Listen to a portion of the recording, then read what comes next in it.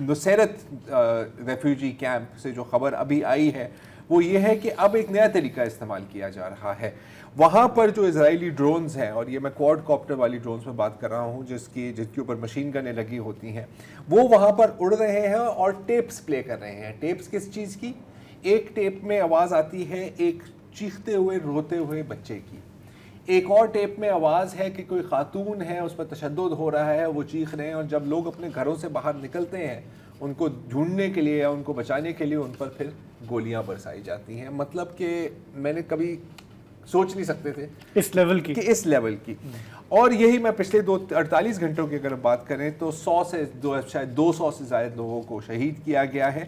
اور ایک play ground تھا المغزی کیمپ میں, وہاں پر بچے کھیل رہے تھے اور وہاں پر ایک ڈرون نے میسائل فائر کیا اور وہاں پر 11 بچے شہید اور کئی خواتین شہید ہوئے ہیں.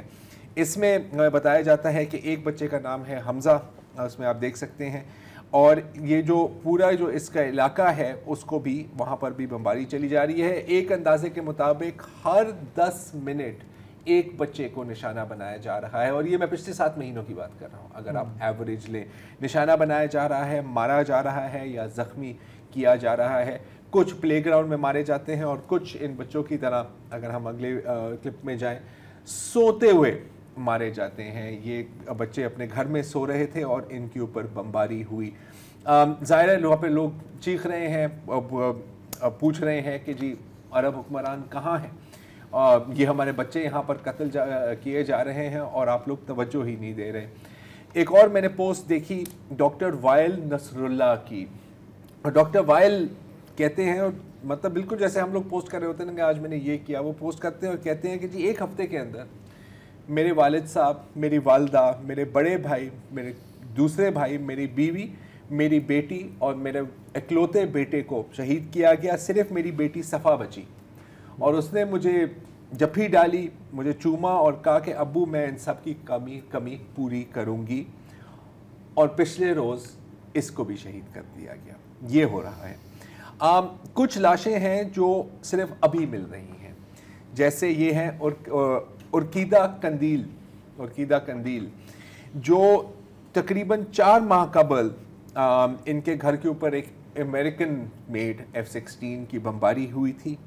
4 ماہ تک وہاں پر ریسکیو ورکرز کو جانے کی اجازت نہیں دی گئی تھی. آج اس کی لاش ملی ہے.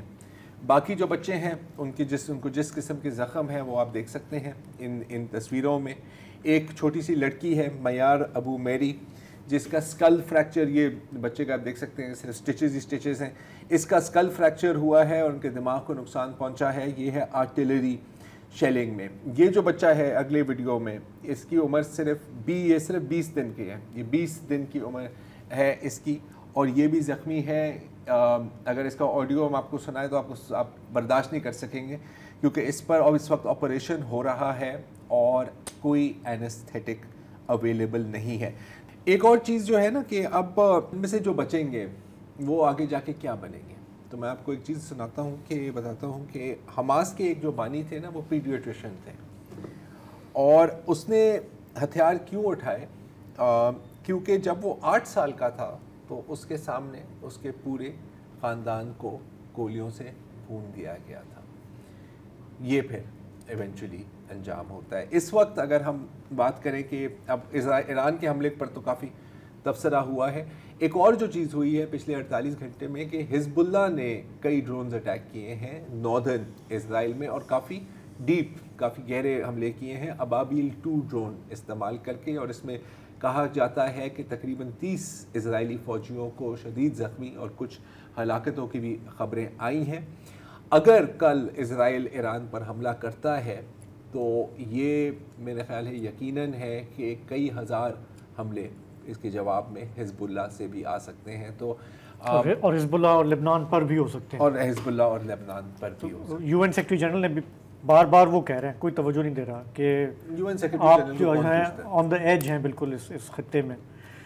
تو آج اتنا ہی, ہمیں فی الحال اجازت دیجیے. کل جمعہ ہے, آپ کی ہم فون کالز لیں گے, آپ کی بات سنیں گے. تب تک کے لیے اجازت, خدا حافظ, شب بخیر.